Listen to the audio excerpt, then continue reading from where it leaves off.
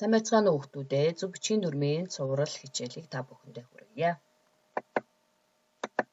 Эхшид зохицох ёс, эр үгийн, эм үгийн зөв бичих дүрм, я, ёо, е үсгийн дүрмийг танилцуулъя. Эхшид зохицох ёс. Үгийн эхний эхшиг мөнхөн үгийн дараах эхшиг ялган тогтоох ёсыг эхшид зохицох ёс гэнэ. Монгол хэлний нэг үгэнд эр эм эхшиг хамтран ордоггүй. Эр эхшиг эр эхшигтэйгээ, эм эхшигтэйгээ зохицож ордог. Саармаг эхшиг ийн эр эм ямар ч эхшигтэй зохицон ордог. За энэхүү дүрмийг зөрчдөг хоёр тохиолдол байдаг. Хоёр үгнээс бүтсэн нэг үгэнд эр эм эхшиг орж болно. За жишээлх юм бол горьгүй, болохгүй, бат гэрэл гэх мэт. За энэ горьгүй, болохгүй гэдэг хоёр үг маань горь үгүй, болох үгүй гэсэн хоёр үгнээс бүтэж байгаа юм. За бат гэрэл гэдэг үг нь бат гэрэл гэсэн хоёр үгнээс бүтсэн учраас эдгээр ийм тохиолдолд эр эм эхшиг хамтдаа орж болно. За мөн хаяа үгийн эцсийн урт эхшиг энэ дүрмийг зөрчих тохиолдол байдаг. Жишээ нь байжээ, болжээ, гарчээ гэх мэт. Эр үгийн, эм үгийн зөв бичих дүрм. Эр үгэнд бидний хэл занснаар 61 бичдэг, эм үгэнд уртыг бичдэг.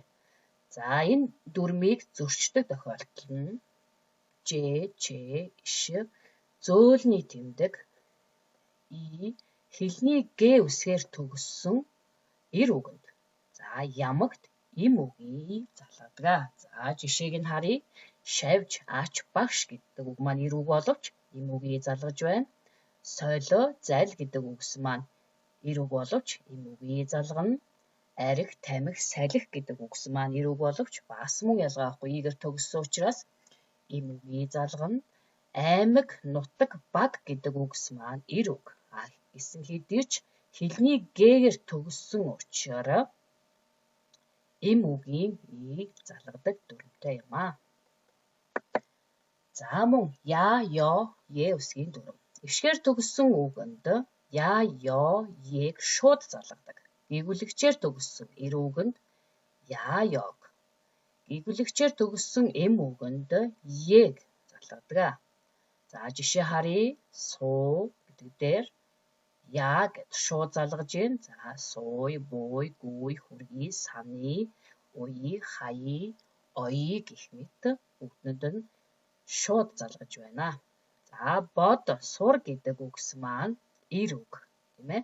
За эр үг учраас я, ёг авч байна. За гэхдээ энд тусгаарлах үүрэгтэй хатуугийн тэмдгийг авч бичнэ. За ингээд бодъё, суръя.